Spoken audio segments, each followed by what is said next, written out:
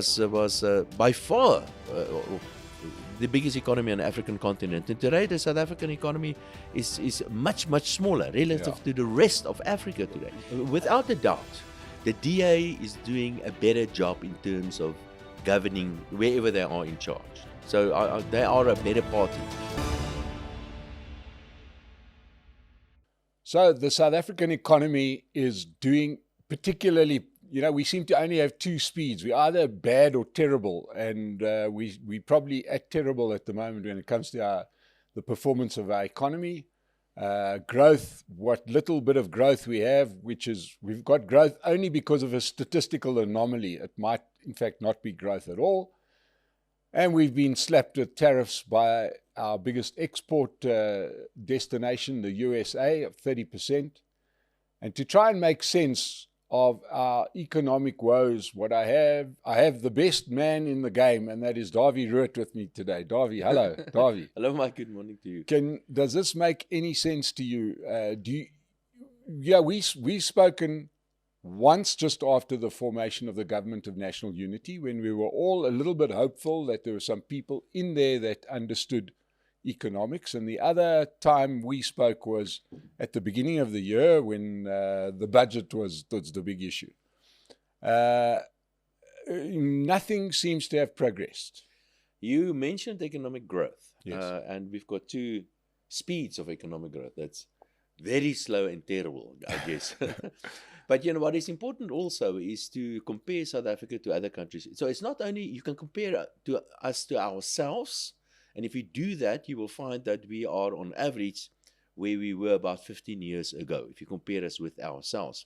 But that's not the right way of comparing, of looking at economic growth, because an economy always wants to grow. If you do the right thing, then you put the right measures in place, the right policies, then economies grow. That is what economies do. They grow. Yeah, if I can just come in there, what you're saying is that we're comparing almost the wealth of the country compared to the wealth of the country 15 years ago. Yeah, which is like saying that's comparing my salary now to my salary 15 years ago, but things cost more.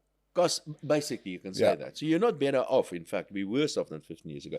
But if you compare South Africa to other countries, I'm not even talking about the rich countries. I'm talking about poor countries, countries that were far well behind South Africa not too long ago. If you compare South Africa to those countries, then South Africa is today much worse off than, in some cases, much worse off than many of these other countries. Look, for example, like Mauritius. Mauritius, on a per capita basis, is wealthier than South Africa today. So we are falling behind the rich guys, and the poor guys are catching up with us, and they are overtaking us.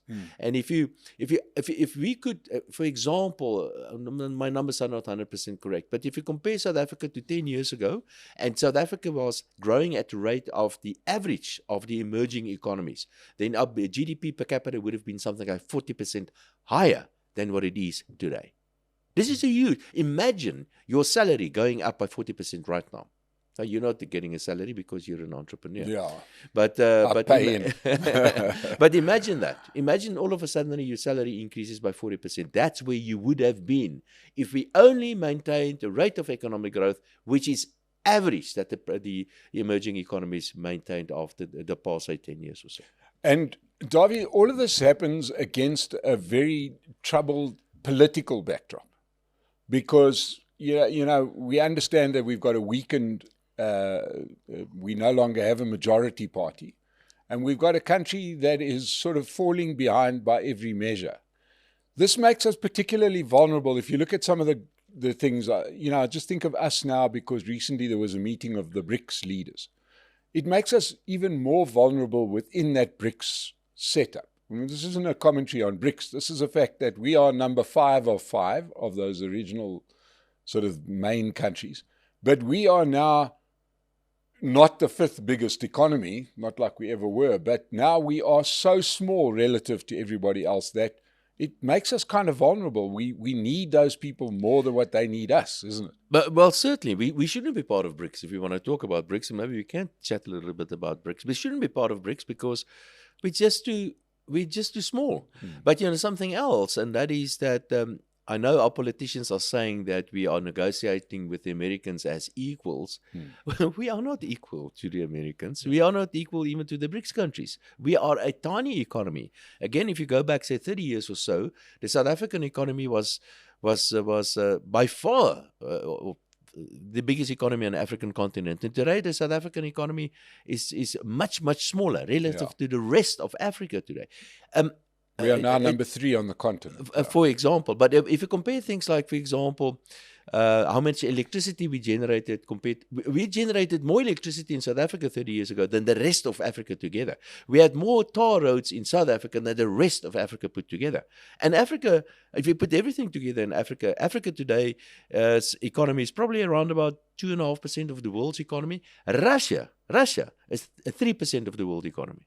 Russia, the one economy, is bigger than the whole of Africa put together. We are not talking to the Americans as equals. We are really irrelevant in the eyes of the Americans. And there's no way that we can hurt the American economy, for example. There's no way that we do not have momentum or mass behind us. We are a tiny, tiny economy. The only thing that went for South Africa, that was going well for South Africa for the past, say, 30 years or so, is that we had this political clout. We had this political muscle, certainly. We had this moral muscle internationally. We could use that. But we squandered that as well because of the incompetence and the corruption of the ANC government. Because we are known as a country that's not growing economically, but we're also known as a country where you get killed with crime and corruption and incompetence and blackouts and stuff like that. So that is what we know of. We do not have this moral high ground that we had previously, and certainly not the economy. And we know that because our president and his merry men went to the White House to tell the US president that we don't have a problem of farm murders, we have a problem that we're murdering everybody. So we're kind of, sometimes these jokes or talking points, might sound fine when you hear, but it's terrible to hear it internationally. Those international people have to hear that crime's out of control, murder's out of control.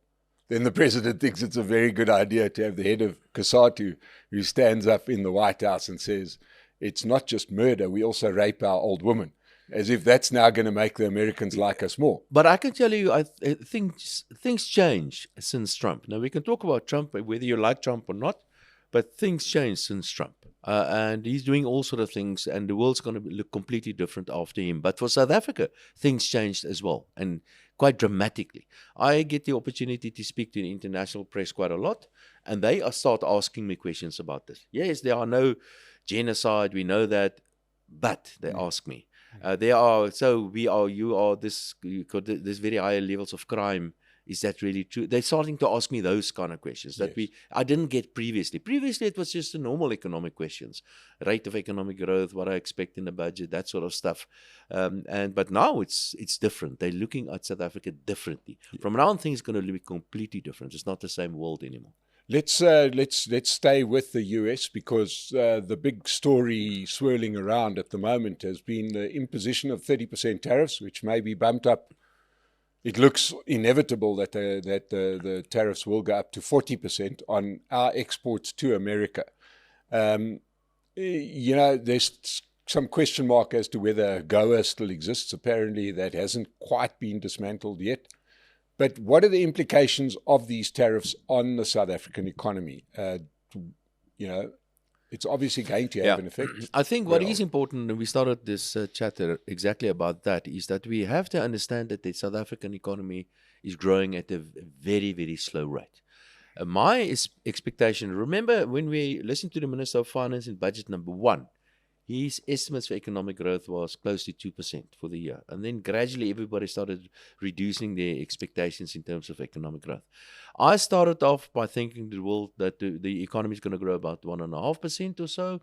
And now I'm down to 0.8% for various reasons.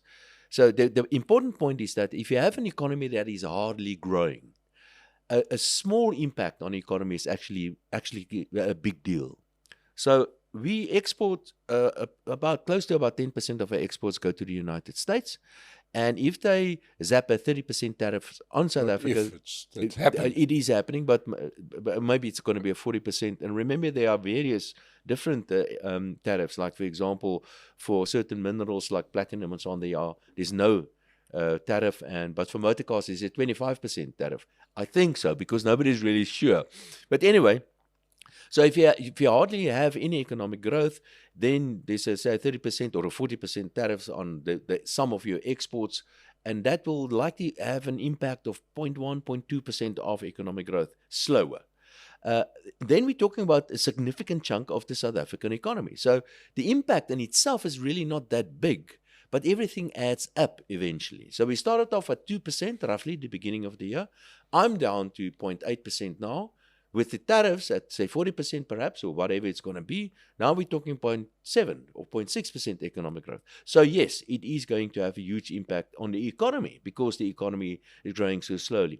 Certain industries will be more heavily impacted, like we know the motor car industry. This is a big deal for the motor car industry, because the motor car industry receives a huge subsidy for many, many years, and they still cannot stand on their own feet. They can't really compete internationally, despite this massive indirect subsidy that the motor car industry gets. And the motor car industry are located at places like, for example, Port Elizabeth, and they keep that city alive, and also they keep that harbour alive. So for certain areas and certain industries, these tariffs are going to have a huge impact. So we're talking about many thousands of people that are going to lose their jobs. This is a big deal. Yeah, so East London grinding to a halt is not going to be good for East London. Or East London, yeah, rather, yes. You know, all of these places are. I mean, it's just crazy that. And Dawie, as somebody that watches this, does it for a living, what do you make of the fact that our politicians, our leaders, don't even address the situation? I mean, America has been waiting for some kind of delegation of South Africans to talk about the economy from the state. Can I just add something else that I think it's important, is getting more important? If your economy doesn't grow, the Minister of Finance depends on the economy to fund the state. We know this, we've got huge levels of unemployment, massive dependency on the state. So state revenue will start getting under pressure. It is under pressure already. That means SARS will become even more aggressive, trying to collect all those taxes. And if SARS gets more aggressive, people don't like SARS as it is. People are aggressively trying to evade taxes because of the high tax burden on those that do have jobs in the economy. I'm just saying, it's not only we're looking at it in terms of economic growth and jobs and stuff like that, but there's something else that's really getting into trouble as well, and that's the fiscal accounts. The debt levels are becoming unsustainable, and debt levels will keep on going up. Our politicians don't know that yet, and the budget has become a political ball to play with, and that's what politicians. We know what happened at the beginning of the year with the budget. This is going to become an even bigger issue in South Africa politically at the next round, at next year's budget, for example.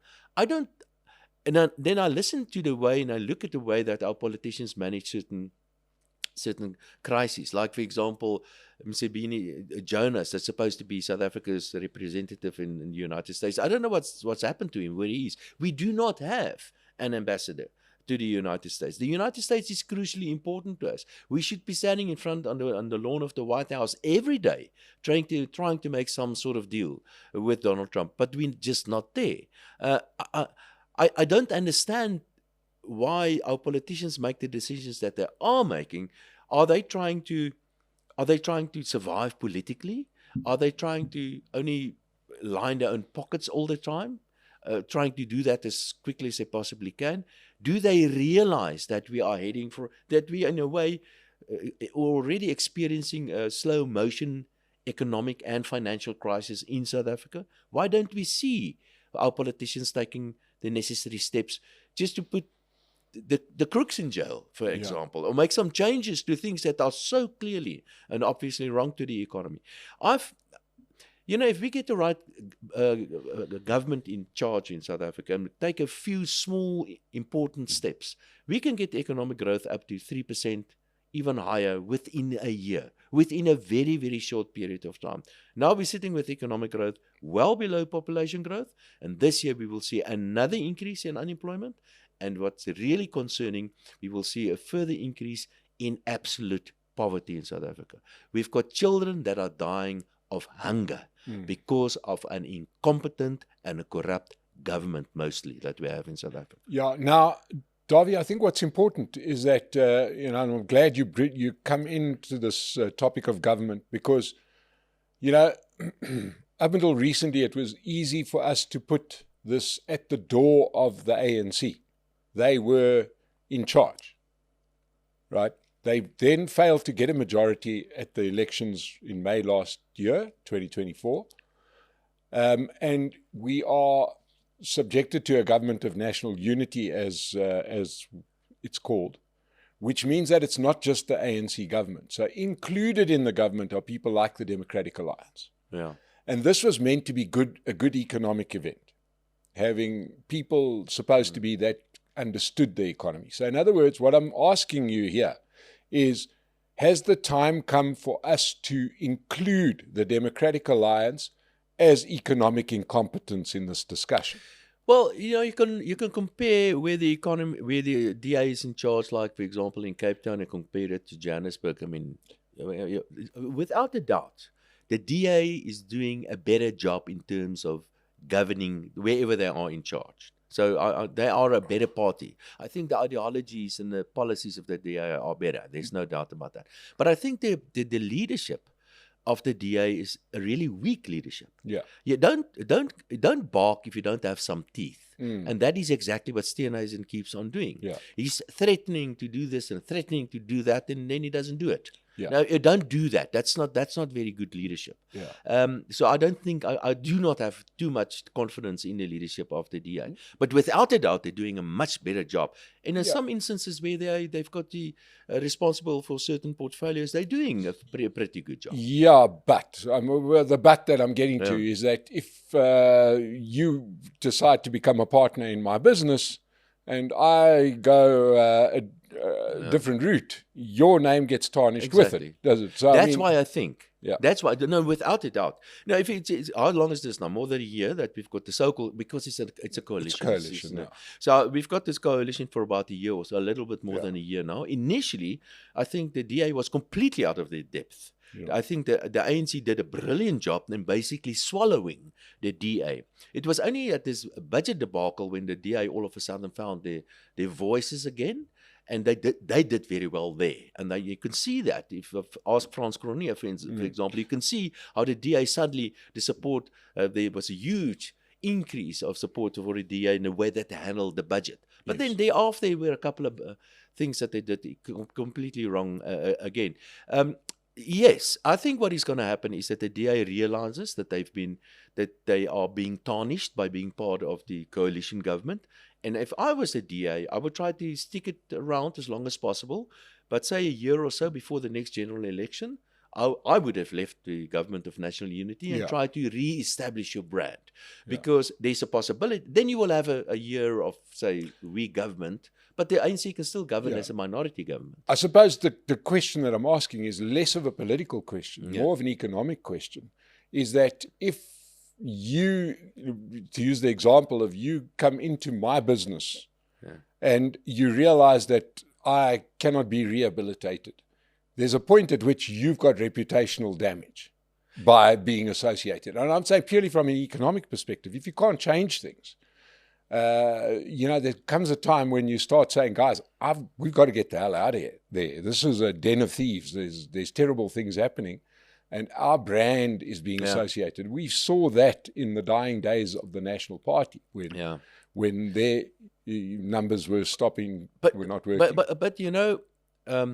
I would tell you, if I would, as a South African citizen, as an analyst, I would rather prefer the status quo to remain as is for now, because I mean. The alternative can be really quite bad. Yeah. And also the president is a really weak president, Cyril Ramaphosa. He's not a decision maker. He's a consensus seeker. There's a commission after commission. He doesn't take decisions unless, of course, he can fire DA ministers. Then he can take decisions. But for the other things, he's really not a very good president. But at this stage, he's crucially important to us because I think he's the glue that keep the so-called government of national unity together. I'm referring specifically to the DA. If he is to be recalled, as they call it, then there's a good possibility that who's going to be the next leader? Paul Mosachile, Fikile Mbalula, maybe Gwede Mantashe, one of those guys. And we know they do not like the DA, and there's a possibility of them working together with some of the other extreme parties like the EFF or the MK or so on. So this is perhaps the best that we could hope for now. But thinking, as long as the DA is part of the South African government, or rather, as long as the ANC is part of the South African government, we will not fix South Africa's economic problems. And the reason for that is because the ANC's ideologically stuck somewhere in the 1920s. That means their policies are simply wrong. The policies of so-called cadre deployment means that you employ people that are simply incompetent quite often in certain positions. And then, of course, there's very high levels of corruption as well. So that is the ANC. And the only way that we can change with the ANC is for them to change their religion. And their religion is socialist, interventionist, developmental. That's their religion. That's their ideology. And they're not going to change that. Now, all of this has implications. And on the screen right now, we've got probably the biggest implication. That's the South African debt clock, where that's our national debt. And as you know, we pay just in interest alone about 400 billion rand a year in interest. None of that capital, that debt isn't going down. That's just to service the interest. That's not the problem. The debt is not the problem. The problem is economic growth. Because the only way that we can fix our debt problem, but you're right. Let me give you, just sketch a bit of a scenario here. So we've got debt to GDP currently at approximately 76-77% of GDP, excluding the local authorities and excluding the state-owned enterprises. You and I, per capita debt, that is state debt. When I talk about debt, I'm just talking about the Minister of Finance's debt. On a per capita basis, that's about 100,000 rand in South Africa. So it's a lot, and we pay a lot of interest on that. Interest is the second most important expense item to the Minister, to the Minister of Finance. It's the only way to fix that. There are two ways of fixing this. The one is by spending less, and the other way is by increasing your revenue. Spending less is politically just not possible. I mean, there are 30 million people getting an income from the state every month. So spending less is going to be extremely difficult. And in fact, I would, as an economist and also as a libertarian economist, I always want the state to spend less money. But I really understand where we are at the moment with this huge dependency on the state, that you can't really spend much less than what we are spending. That means that the only way that we can fix our debt problem is by increasing the revenue. But you can't increase taxes. We are completely, totally overtaxed as it is. And the only way through which you can increase revenue is through economic growth. And that's why I say the debt is a problem, but the problem actually is economic growth, because economic growth will also lead to better inflow for the Minister of Finance, fixing the debt problem as well. But there's something else to the debt that we have to be aware of, coming back to Donald Trump. Approximately 20%, or let me start from the beginning, of the total outstanding debt of the Minister of Finance, approximately 13% of that is denominated in foreign currency, like dollars, or mostly dollars, but there's some foreign debt in the form of SDRs, the IMF currency, and a little bit in euro and so on. So about 13% of our total debt is denominated not in rands, but in some other currency. The total reserves at the South African Reserve Bank is more than sufficient to pay off the foreign debt. So one thing that the ANC did not break, they didn't go on the spending binge by borrowing too much money abroad. And the reason why they didn't borrow too much money abroad is because we've got this well-developed financial system and financial markets in South Africa. So it was relatively easy for them to simply borrow in South Africa. And that's exactly what they did. They borrowed a huge amount of money in rand denominated. Foreign debt is not our problem. So people say we're going to run to the IMF for loans, and we do borrow some money from the IMF, but that's not the issue. The IMF is there to address, to assist countries that run out of dollars, basically, and that's not our problem. But what our problem is, we have too much rand debt. Yeah. And approximately 20% of our rand debt is held by foreigners as well. And those foreigners are mostly the Europeans and Americans. So they come to South Africa and they convert their dollars into rands, for example, and they use those rands to buy South African debt instruments. And this is where Donald Trump, he's really got a big stick here that we haven't been talking about yet. And if he tells his pension funds or his asset managers that they are not allowed to buy South Africans rand-denominated debt anymore, and they start selling that, that is called a financial crisis. Right. Now, you and I are in a unique and diminishing group of people that lived through this before. Yeah. Right. We've seen that before. We've seen this before. And for those of you that don't know, in the mid-'80s, when South Africa finally put into the naughty corner and wouldn't budge on our politics of the day, America did exactly what you're saying. Yeah. Said to American investors, no more lending to South Africa. In fact, get your money out of the country. And overnight, we saw an economic collapse. There's something else that we have to be aware of here. So what's the pattern here? So you start, whatever reason, whether it's sanctions or for whatever reason, foreigners start selling those debt. That means long-term interest rates will go up even further. That means the rand will weaken because their money flows out of South Africa. But somebody must buy those debt instruments. Mm. So if the Americans sell the government bonds, rand, I'm talking about rand-denominated bonds. If they sell that, then the Reserve Bank and the rand weakens, the Reserve Bank's got two choices. They can either try to defend the exchange rate of the currency, and that means losing the reserves that they do have, which I don't think they will do. Yeah. They said Netanyahu is far too sharp for that. So they won't try to defend the exchange rate of the currency, which leaves them with only one option, and that's to increase short-term interest rates. And if you increase short-term interest rates, then economic growth will go even lower, will basically collapse. But in the meantime, somebody must buy those debt instruments.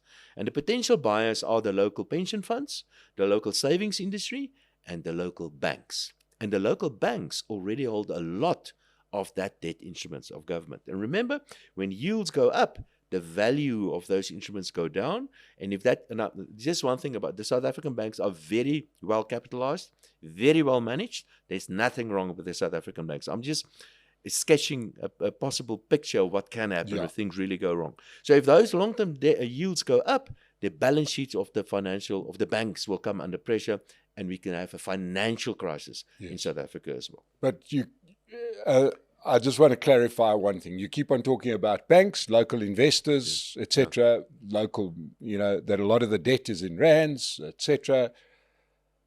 That isn't bank money.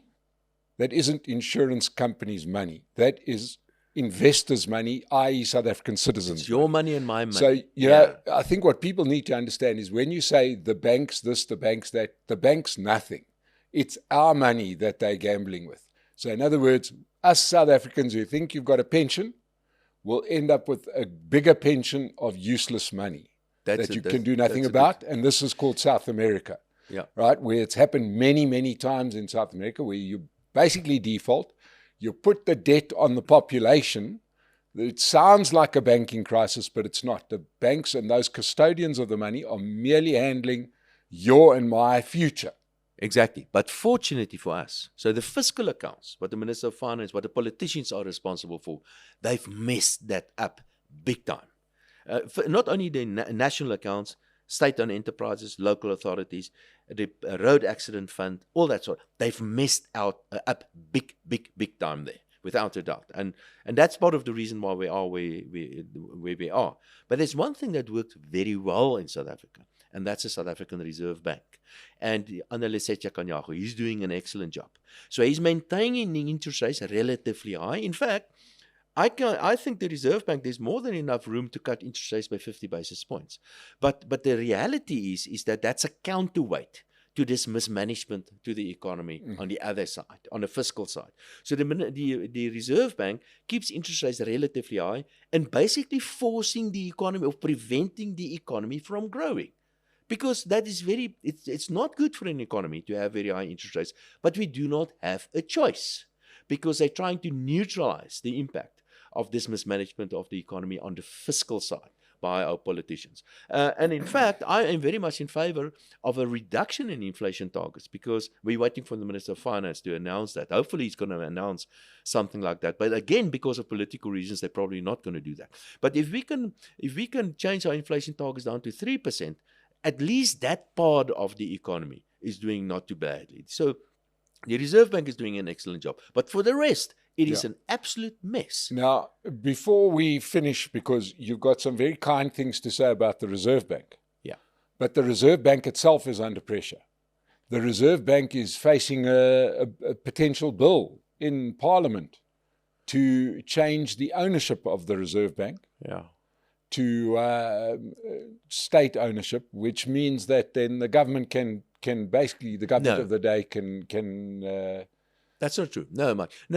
So that's true. I just want for transparency's sake, and I am a shareholder in the South African Reserve Bank. I've got 200 shares, and I can also tell you I get a massive dividend of approximately R8 per year annually on my shareholding at the Reserve Bank. I am a shareholder in the Reserve Bank because they invite me to the annual general meeting once a year, and they serve you a nice biltong and wine. But also I get the opportunity to vote for half of the directors at the Reserve Bank, but I have absolutely no say over the appointment of the governor or deputy governors. I have absolutely no say as a shareholder over monetary policy. So I mean, I've got these shares, but it doesn't really mean anything. The only reason why I have this is for the benefit of the country is that there's a public. The public or the shareholders can vote for half of the directors, so there's an extra set of eyes, which is a good thing. And secondly, I get some documents during the annual general meeting, which is public documents, by the way, so due to my job. So if we change the shareholding to something else and we nationalize the South African Reserve Bank, nothing will really change as long as the Reserve Bank remains independent, according to the Constitution. So as long as Lesetja Kganyago is there, it doesn't matter who the shareholder is.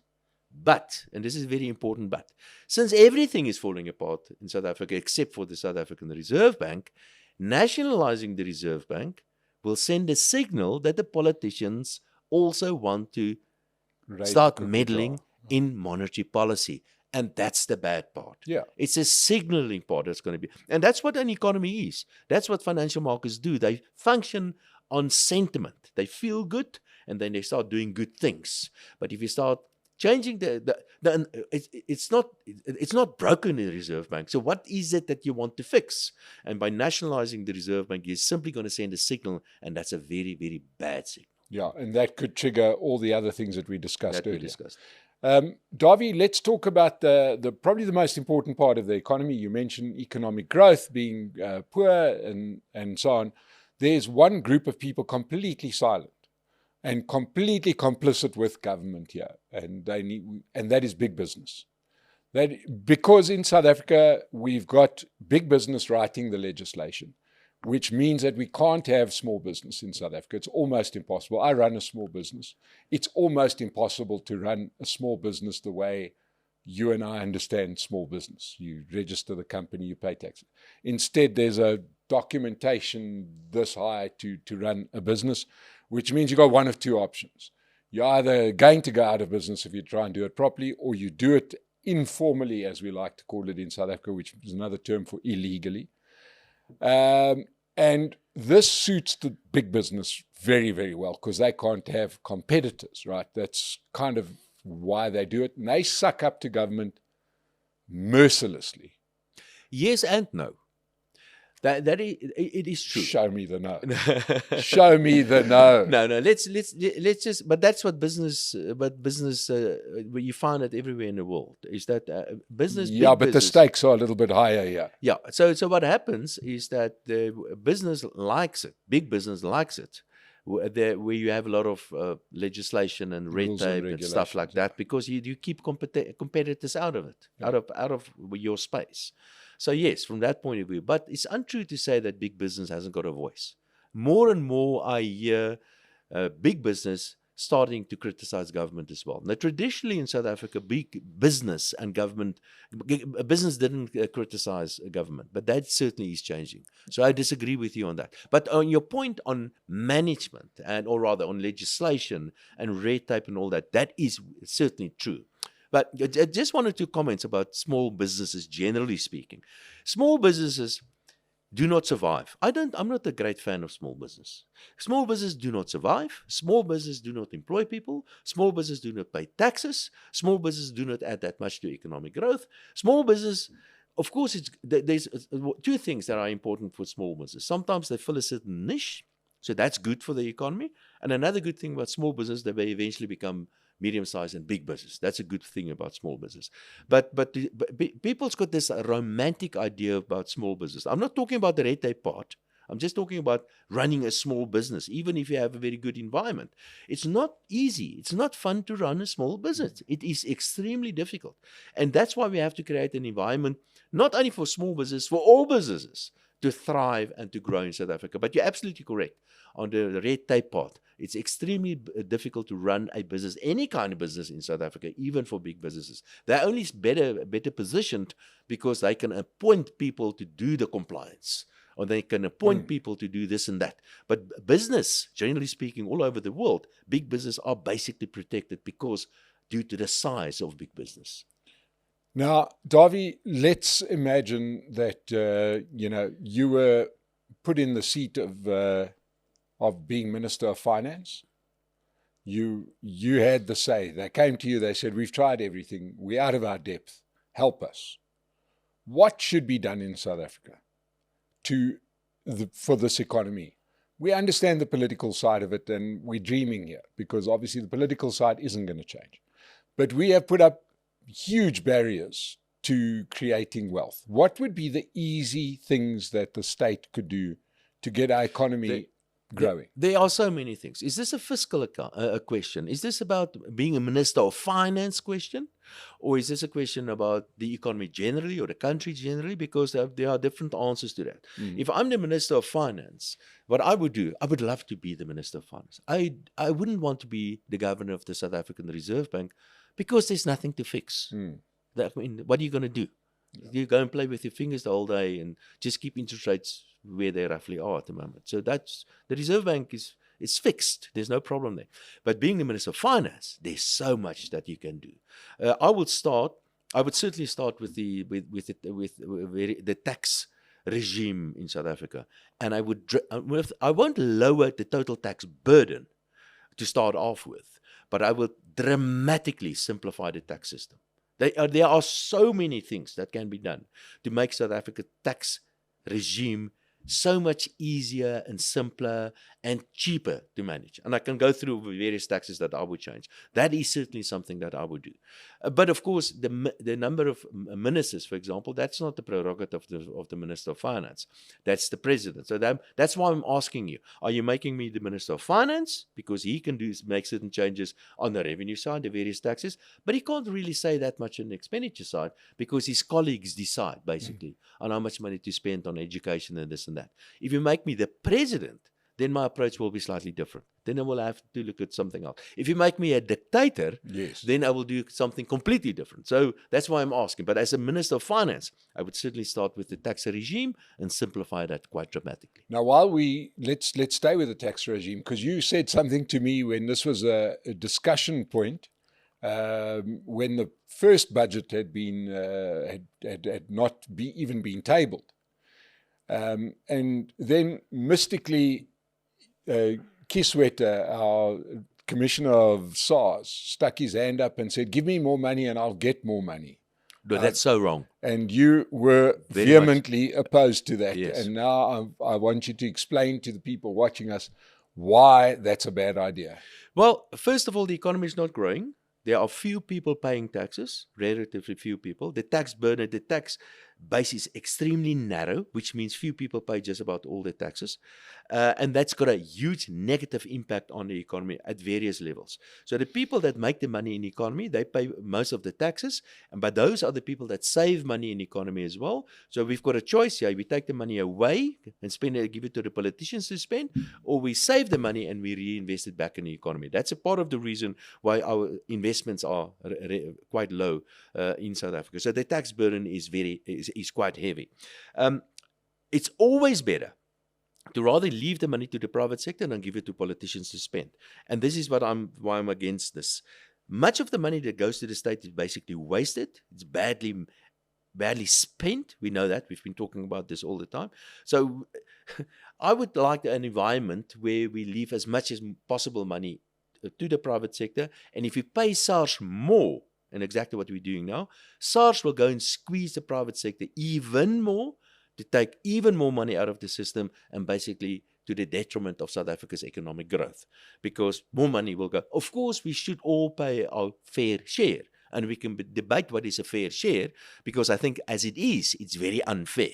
We've got a dramatically progressive tax regime in South Africa, and if you include the expenditure side of the state, then you will find that the redistributional effect of the fiscus in South Africa is probably the highest in the world, and that's a contributing reason why the South African economy is not growing. And now we're giving SARS even more money to squeeze the private sector more. So no, from that point of view, the best, remember, the politicians spend too much money, and the best way of getting a politician to spend less money, the best way is to give them less money, to squeeze them. And that's what the Minister of Finance is actually doing at the moment. He hasn't got a choice. We're running a primary surplus, so he's really trying to keep a lid on state expenditure, not because he wants to, but simply because he ran out of money. Keep it that way. And that's why I'm against giving more. SARS is actually quite efficient, but people are getting very angry and very upset with SARS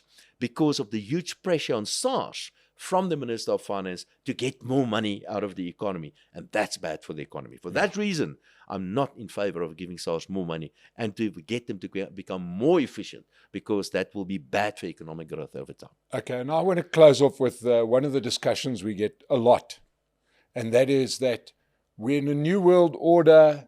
America isn't the hegemonic power anymore. We shouldn't worry too much about America. China's on its way. We must look east, not west, etc.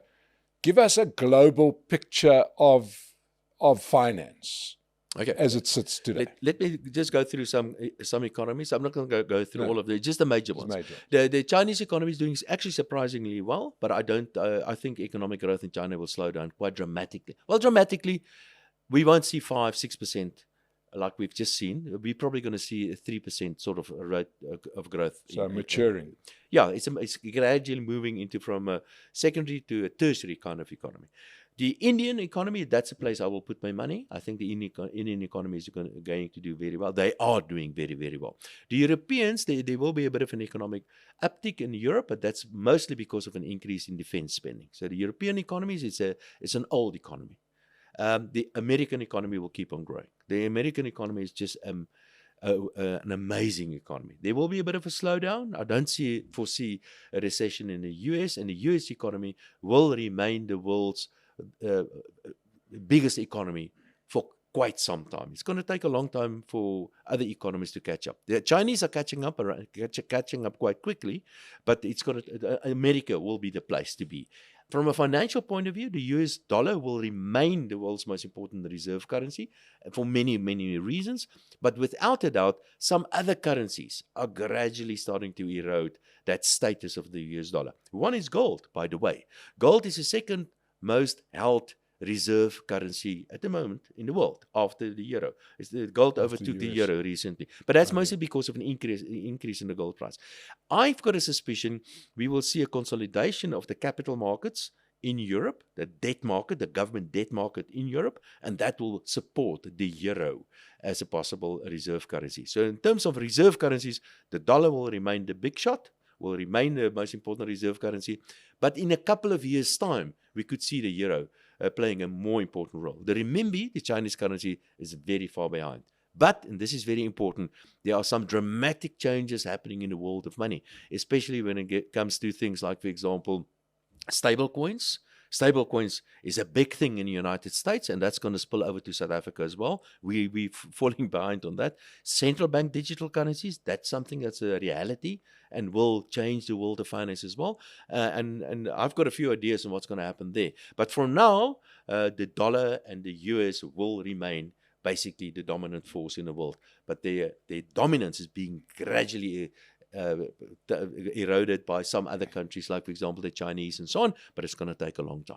And you don't want to share what those ideas are on the stable coin. Is that take too long, will it? No, well, I can quickly just touch on this, on stable coins. Okay, but how a stable coin work, and maybe we can have a longer discussion at a later stage, but I will give you money, and you take the money, and you give me a stable coin in return, and you take that money and put it in a bank account, in simple terms, and you will earn the interest on that. And I have my stable coin on my phone, and I can use my stable coin to pay something, basically the payment system of the blockchain environment. I can use that. It's very quick and easy, so I can send my stable coin, and whoever receives the stable coin on the other side will one day come back to you and give you the stable coin, and you will give my dollar or rand back to that person. So a stable coin is basically, it's like a Bitcoin, but it's back by something in this instance, for example, a bank account. And the big question then really is, do you still have that rand that I gave to you initially, or did you spend that? And that can potentially lead to sort of financial crises. So, and what is happening in the US, there are many companies that take your money, they put it into a bank account and give you a stable coin. But what is happening now as well is that some asset managers are taking your money and put it into a money market account and give you a stable coin, or take your money and put it in a capital market account, like, for example, treasury bills, and give you your money. And so one day something can really potentially go wrong there. So we have to make sure that the legislation and the regulation behind that is very solid. And that's exactly what this new Genius Act is about in the United States, trying to create a solid environment where you can really experiment with things like, for example, stable coins and maybe central bank digital currencies as well. So, but that's a discussion of a few hours. Yeah. So now, lastly, we're not going to see China coming in to pick up the debt that America has lent to South Africa, the money that America has lent to South Africa. They're not going to take over the Ford motor plant to start building Chinese cars here. I do think so. I think not the Ford necessarily, but I do think that we could see more investments from the Chinese coming to South Africa, making use of this motor car industry that is highly subsidized in South Africa. And of course, they're going to start manufacturing other kinds, new technology like electric cars and things like that. So yes, I foresee in certain industries more investments coming from the Chinese. Oh, it's fantastic. And Dawie, thank you so much for an update on the whole economic picture. Ladies and gentlemen, South Africa chooses to be poor. Remember that this could be a rich country. We've got everything that we need. We are choosing to be poor, and we do it every 5 years when we vote for the same failed policies at our elections. We did it again last year, although we did give a bit of a wake-up call to the people in charge. So just remember, when the government spends money, it's your and my money. And we can't let them just run mad with our money. But thank you so much for joining us today, Dawie Roodt. Thank you. Thank you. Support Pace Car Rental. They keep us on the air, and subscribe to the State of the Nation channel. We'll see you again. Thank you so much for joining us today. Thank you. Every business needs a world-class video to show to your clients and prospective clients. When the Stream-In team isn't filming the State of the Nation, they are producing those world-class videos for companies just like yours. They have got all of the equipment, drones, microphones, whatever you need, and the technical know-how to film a proper video for your company. Visit their website.